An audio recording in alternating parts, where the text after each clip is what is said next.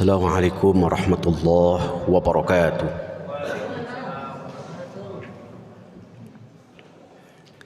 Alhamdulillah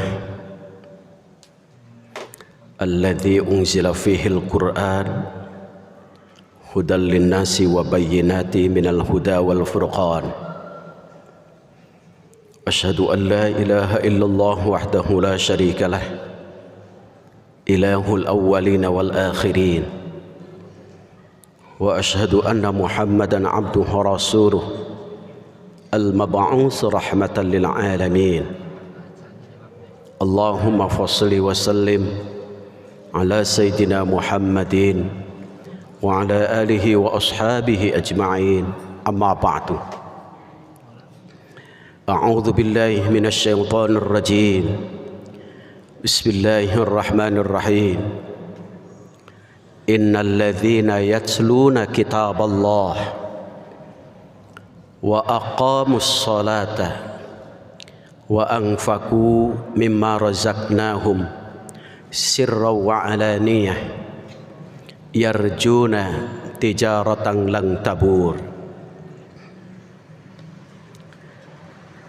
Bapak-bapak dan ibu-ibu, para mahasiswa-mahasiswi, adik-adik sekalian yang berbahagia,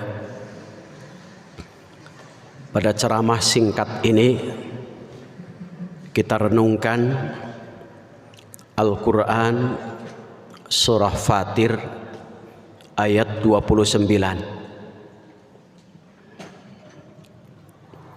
Ada kalimat ayat, Innal ladzina yatluna kitaballah. Sesungguhnya orang-orang yang membaca Al-Quran, wa aqamus shalah, mendirikan salat, wa anfaqu mimma razaqnahum sirra wa alaniyah, dan mereka pun menginfakkan sebagian rizki baik secara diam-diam ataupun secara nampak. Yarjuna tijaratan lan tabur, mereka berharap perdagangan yang tidak pernah rugi. Ayat ini memberikan petunjuk kepada kita ada 3 bisnis yang berhubungan dengan Allah, yang Allah janjikan tidak pernah rugi bisnis itu. 3 bisnis itu, yang pertama adalah yatluna kitaballah. Kita terus menerus berteman dengan Al-Quran. Di situ lafadznya menggunakan yatluna. Dalam ilmu Al-Quran, tilawah itu secara terjemah adalah bacaan. Dalam ilmu Al-Quran, tilawah itu ada 2. Satu, ada tilawah lafdhiyah, artinya membaca Al-Quran mengharapkan piala atau pahala. Musabaqah tilawatil Quran, pembacanya mengharapkan pahala dan piala. Kita juga bulan Ramadan membaca dari ayat ke ayat sampai targetnya tamat 30 juz karena mengharap pahala. Itu yang disebut dengan bacaan lafdhiyah, tilawah lafdhiyah. Ini pun pernah dicontohkan oleh seorang ulama besar yang dikenal dengan mazhab fikihnya, yaitu Imam Syafi'i. Ketika membaca tilawah lafdhiyah, beliau sampai 1 hari tamat, 2 kali tamat 30 juz di bulan Ramadan. Berarti dikali 30 selama bulan Ramadan, Imam Syafi'i menamatkan Al-Quran 30 juz sampai 60 kali. Kalau kita minimal 6 kalinya. Tidak ditanya ketika ditanya kita jawab berapa kali tamat, kali wungkul jawabanana. Jadi tidak tamat, satu kali pun tidak tamat.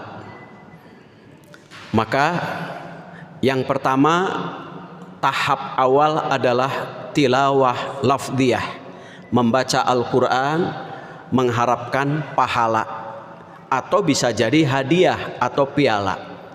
Musabaqah tilawatil Quran. Yang kedua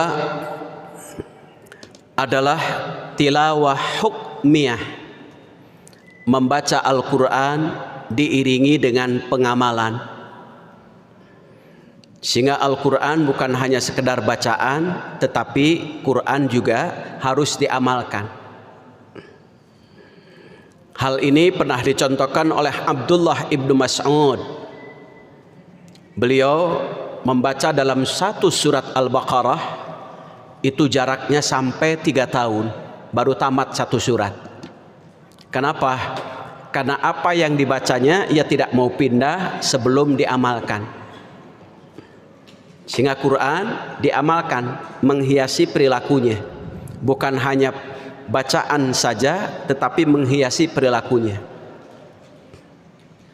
Ada pendapat ulama yang mengatakan laisal hafid bikasratir riwayah, tidaklah disebut orang tersebut hafal Al-Quran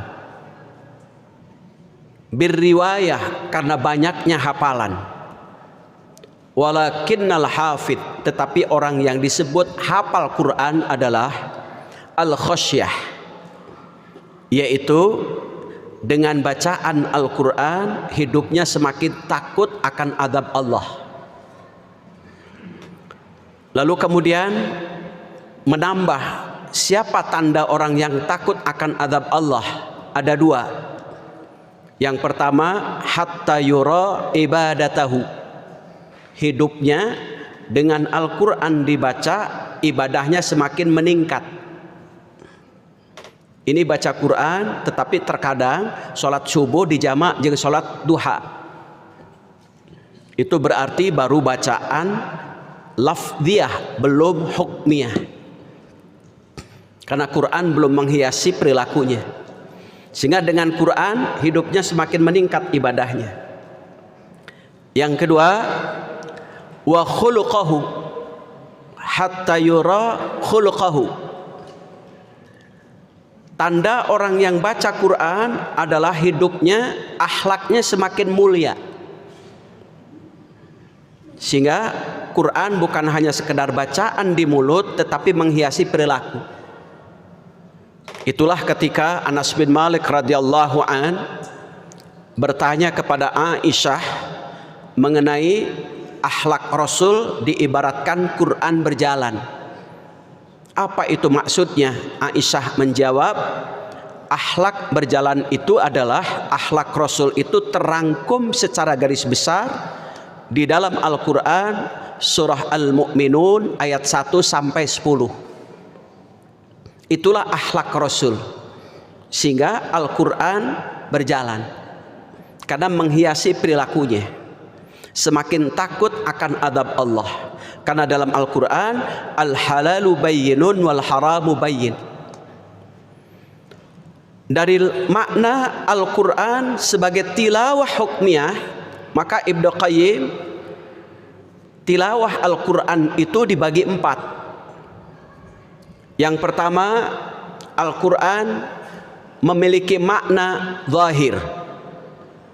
Apa itu Al-Quran dalam arti zahir? Al-Quran sebagai tilawah, bacaan. Sehingga bulan Ramadan adalah syahrut tilawah, bacaan Ramadan adalah bulan bacaan Al-Quran. Yang kedua, makna Al-Quran adalah makna batin. Apa itu makna batin? Quran harus dipahami. Karena Quran hudal linnasi wa bayyinatim minal huda wal furqan.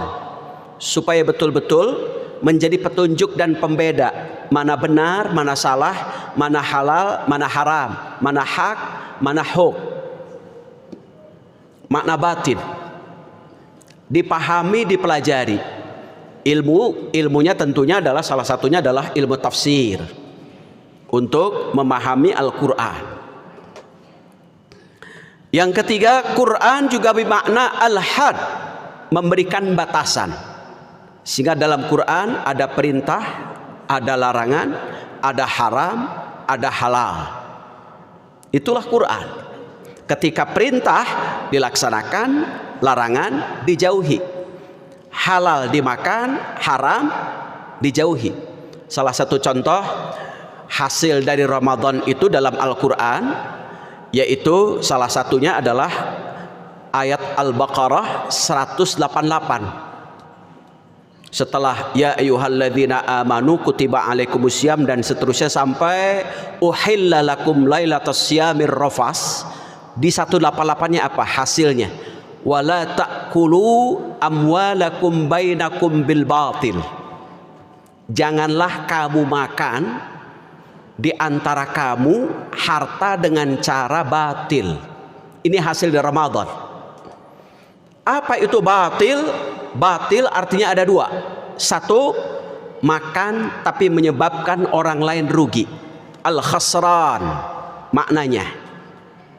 Yang kedua, apa itu batil? Ad-diya', kita makan tapi hak orang lain dirampas, sehingga merampas hak orang lain.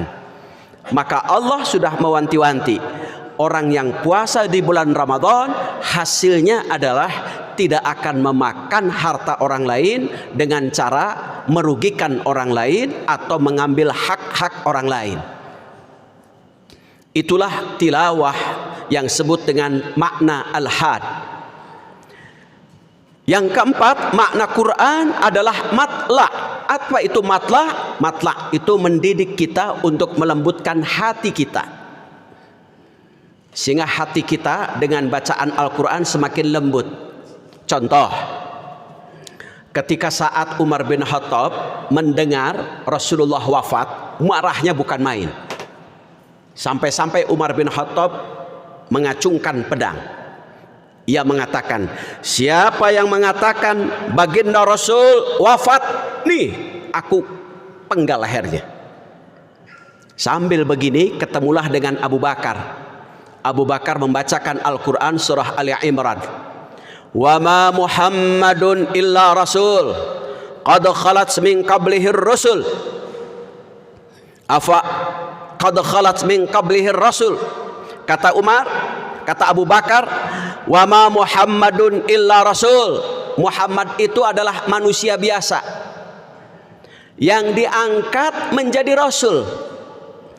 Qad khalat min qablihi rasul. Rasul-rasul dulu pun karena manusia biasa wafat.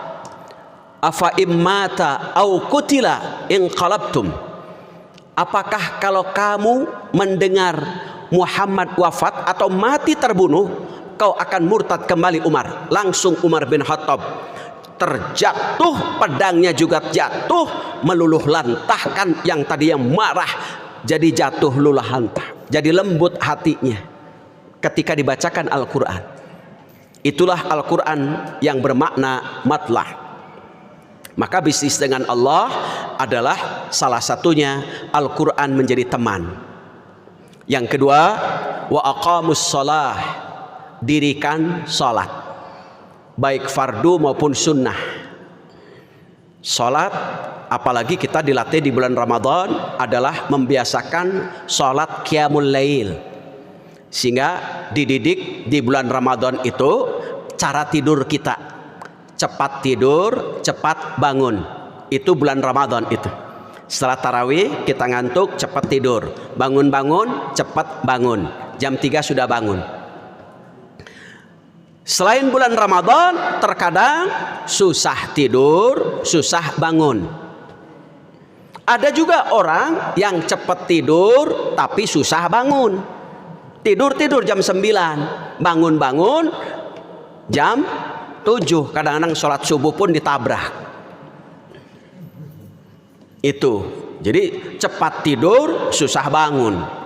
Jadi sholat subuhnya ditabrak. Di bulan Ramadan kita dididik cepat tidur, cepat bangun. Kemudian yang ketiga, wa anfaku mimma razaqnahum sirra wa alaniyah. Berbisnis dengan Allah yang tidak pernah rugi adalah berinfak. Diajar untuk dermawan, tidak pelit, teu mereke hese, cap jahe keket mengkene. Tanda orang yang pelit sederhana. Ketika ada kenceleng mau lewat, pasang strategi ngadadak tibra. Kenceleng lewat, bentak sieun ku kenceleng teh. Karena itu bisnis dengan Allah, satu, Al-Quran jadi teman untuk dibaca, untuk dipahami, untuk kita jauhi apa yang dilarang oleh Quran, kita laksanakan apa yang dibolehkan oleh Quran, dan Quran pun berusaha untuk melembutkan hati kita sehingga tidak keras. Yang kedua, kita bukan hanya sekedar sholat fardu tetapi sholat sunnah. Kemudian berinfak sesuai dengan kemampuan kita. Itu saja barangkali ceramah singkat ini. Mudah-mudahan Allah senantiasa memberikan kesehatan, kekuatan, dan panjang umur serta hidup dalam keberkahan. Assalamualaikum warahmatullahi wabarakatuh.